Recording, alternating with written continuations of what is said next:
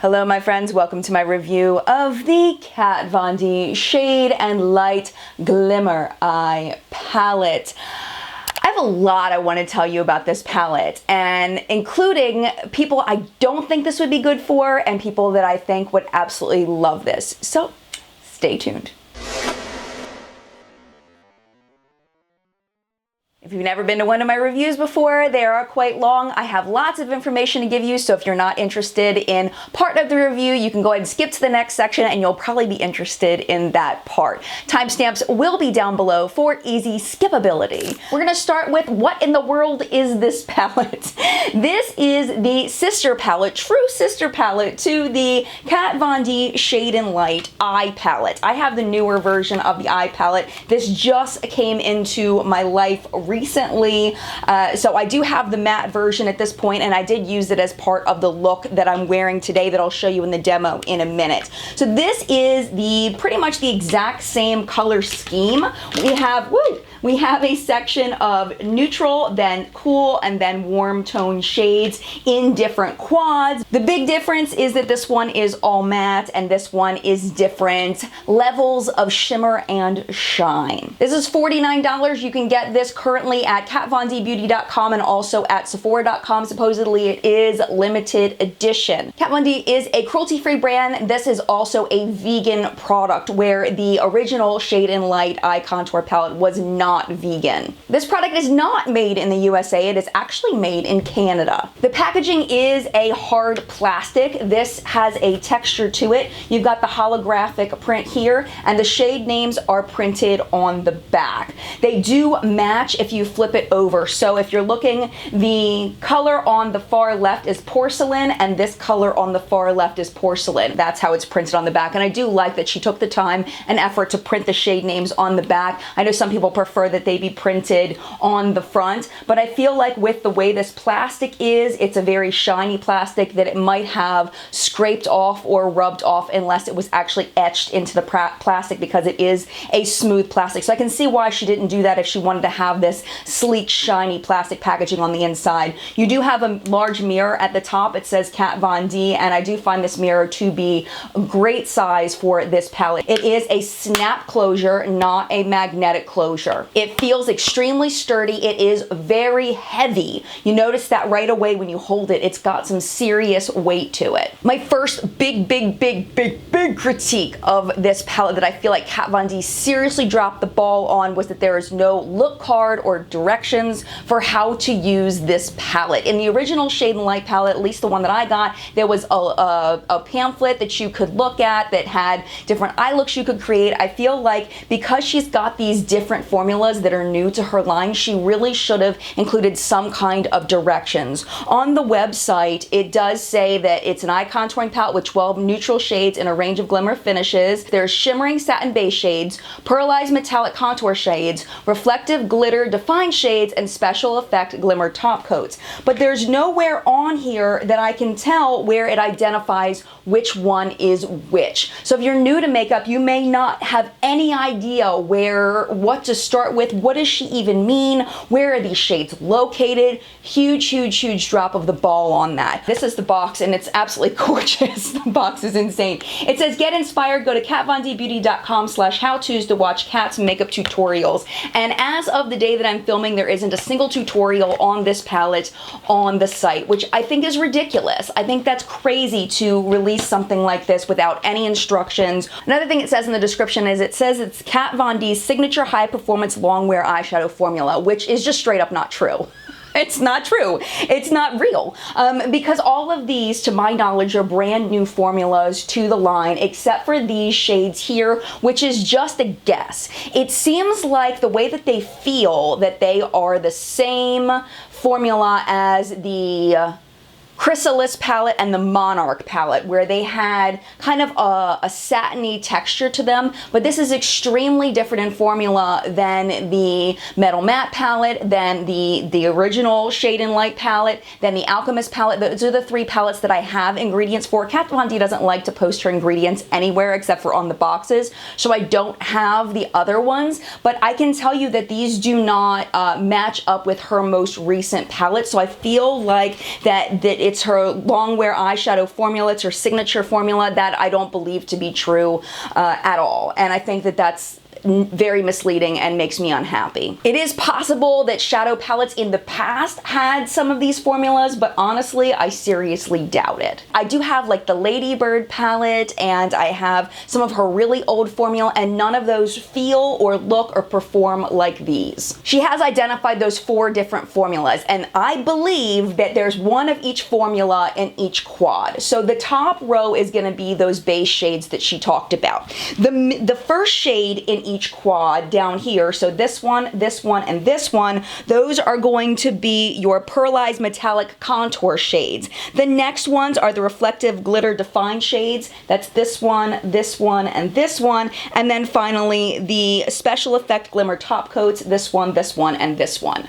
So it is easy to find, and I just wish she had included that information. One of the things that really irritated me about this palette to begin with was that I was having trouble remembering which shades did which thing. So here's a quick guide just looking at the ingredients. So Sterling Quartz and Glacier, those top coats, all have very similar formulas. Then Rust and Bronze have very similar formulas, but Cinder is a little bit different. Then we have Porcelain, Dusk, and Dune, of course, that have similar formulas, but add in Copper, because Copper is a very similar formula to those 3, and then Onyx and Jasper have very similar formulas, so you can kind of treat those the same.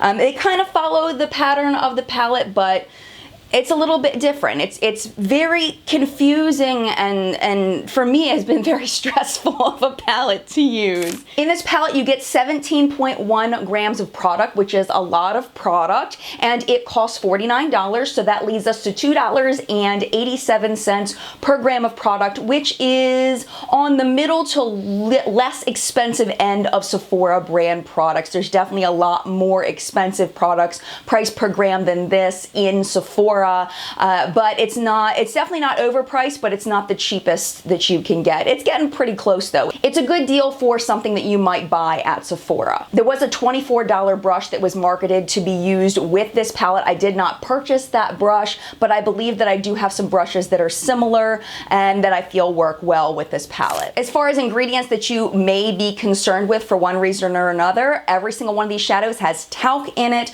So if you are allergic to talc, that is not good for you. I'm very sorry. Phenoxyethanol is the preservative used. There are no parabens, but phenoxyethanol is something that some people are sensitive to as well. There is dimethicone in 3 of the shades, which are the Sterling, Glacier, and Quartz shades. There is dimethicone. There are no palm oil derived ingredients that are very apparent to me, like ethyl palmitate, something like that. So if you are anti-palm oil, from what I'm looking at a glance, I don't think that there are any palm oil ingredients. There are 24 total ingredients used in this palette, but some of them are used in some shades and not in others. So I'll just make you a little paragraph down below of ingredients that may or may not be contained in these shadows.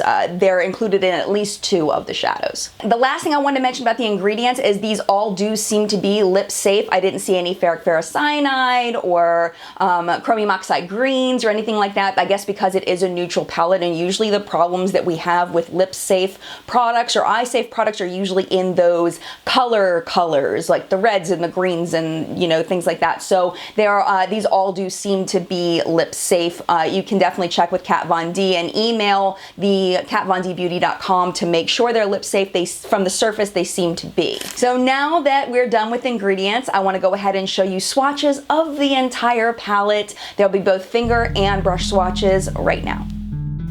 All right, here you go, my friends. Here are your swatches of the Shade and Light Glimmer palette. As you can see, they are separated into the 3 quads. The first quad is for neutral, the middle is for cool, and the right is for warm. We're gonna go ahead and start with the neutral quad. This consists of porcelain on the top and then copper, bronze, and sterling on the bottom.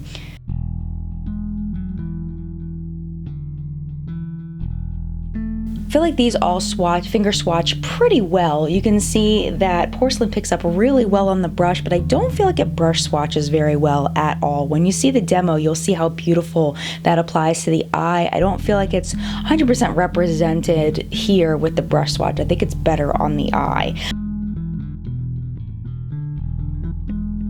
Copper is very nice. It is buildable, which I like. I do really like bronze a lot. I think it's a beautiful shade.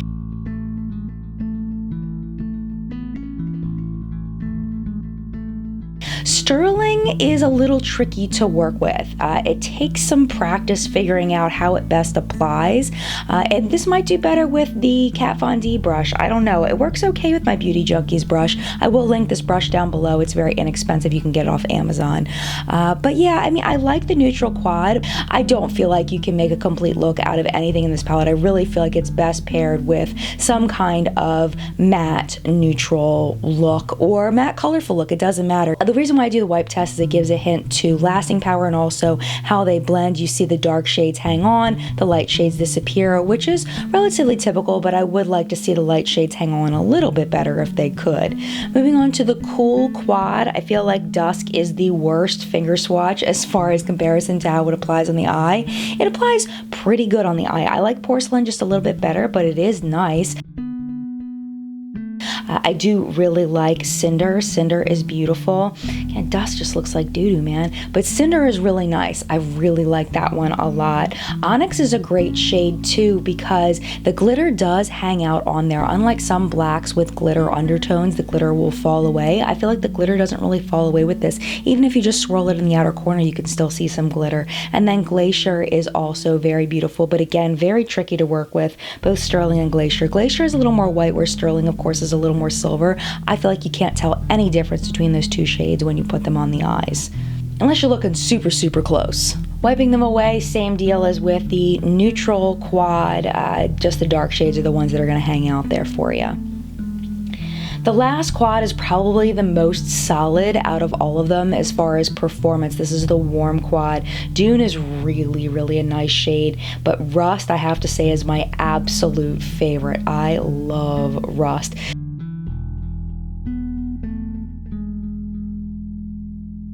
But Quartz is my favorite of the toppers. That's that last shade over on the right, but oh my gosh, you see Rust? You see it? Oh my gosh, it's so pretty. Jasper, it's just tricky. It's good, it's just tricky. It takes some practice, at least it did for me. But Quartz is really nice. As you saw with the ingredients for Quartz is slightly different than Sterling and Glacier, and I do like the Quartz better. And the shimmer is very, very beautiful in these shades. I really like this quad a lot. It's definitely my favorite. I do feel like anybody of any skin tone would be able to get use out of this palette. I don't think I mentioned that later, but I do feel like it. I just feel like depending on how you lay down your base, that's going to be up to you, and then just use these as accent colors. As we do the wipe test, you'll notice that these all really do hang out there. You can see little bits of the lighter shades still there, which is very impressive for lighter shades. Now we're going to do something a little different. I wanted to lay down the Too Faced glitter glue so you could see how these shades stay on the arm with the glitter glue as opposed to the way it was a moment ago with no primer, nothing at all. So we're just going to do those last two shades in the three on the bottom for each quad because I feel like those are the ones that really need the glitter glue. The first one on the bottom of the three, that one I feel like is a little more typical, so I don't feel like that one needs the glitter glue as much as the other two formulas. And you'll see that they are so much more vibrant, especially those white shades. Just the vibrancy, they really stand out now, where before they kind of blended into the arm.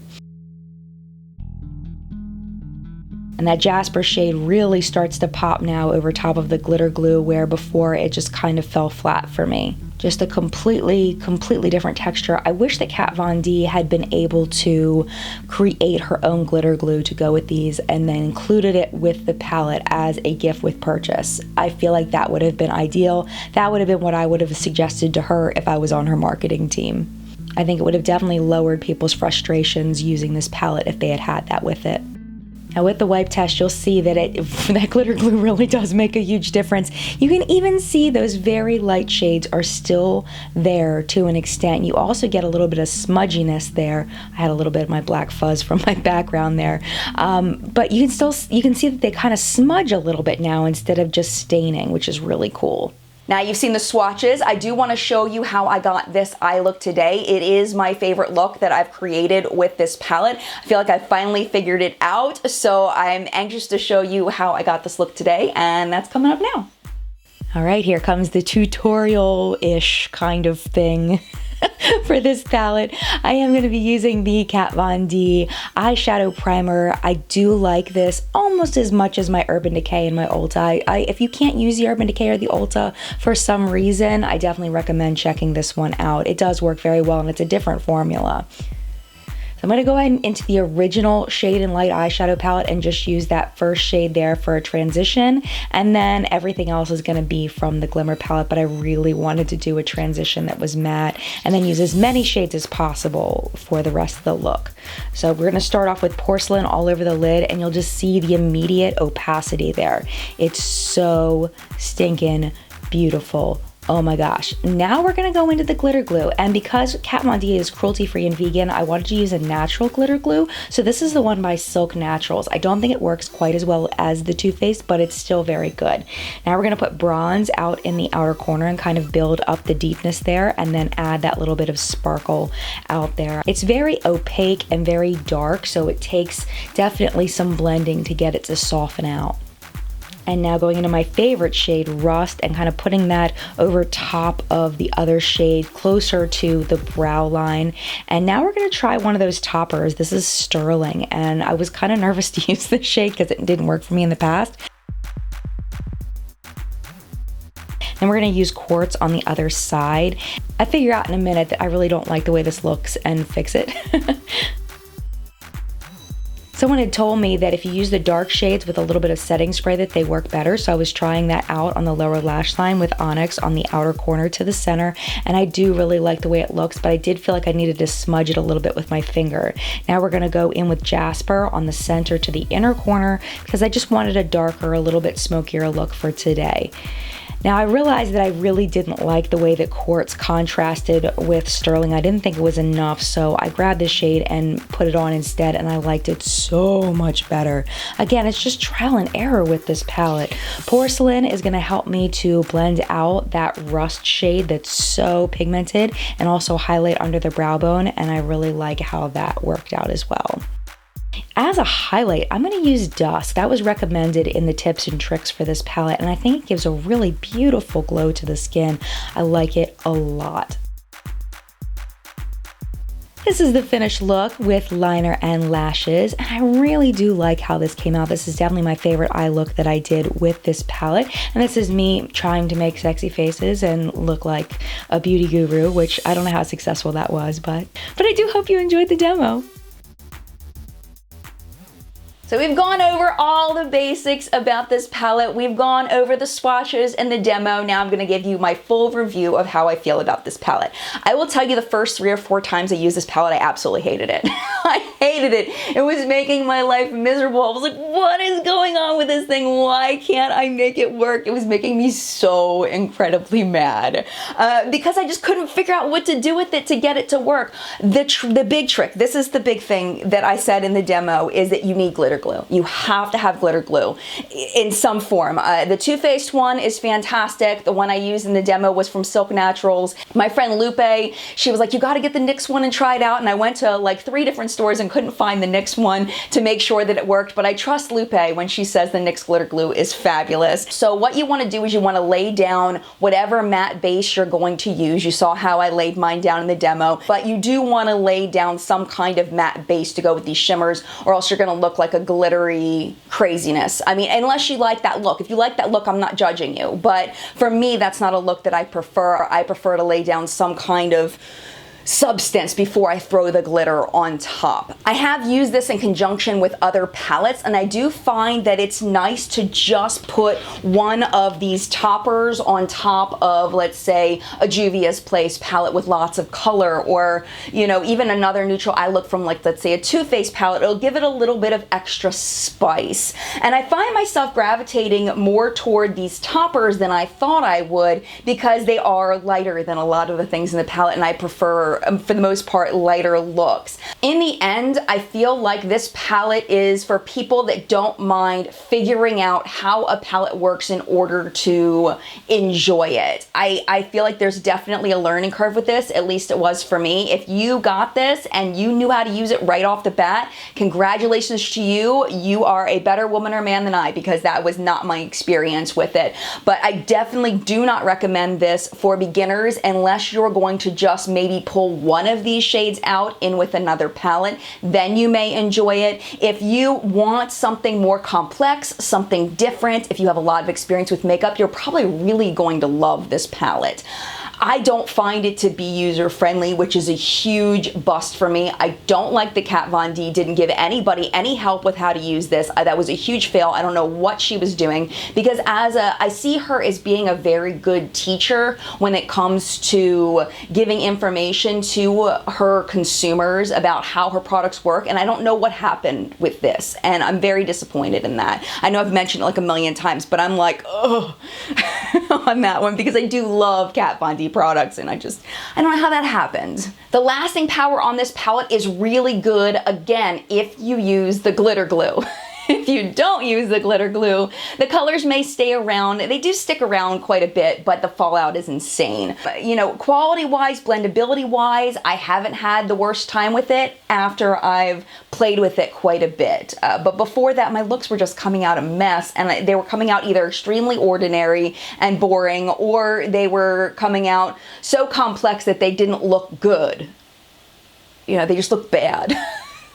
I'm reviewing this for the average makeup consumer. So for the average consumer, I'm only going to give this a 2 heart rating just because of the complexity of using it. If you are an experienced makeup person, I would give it maybe a 4. I think it depends on what your purpose is for this palette, what you want to use it for.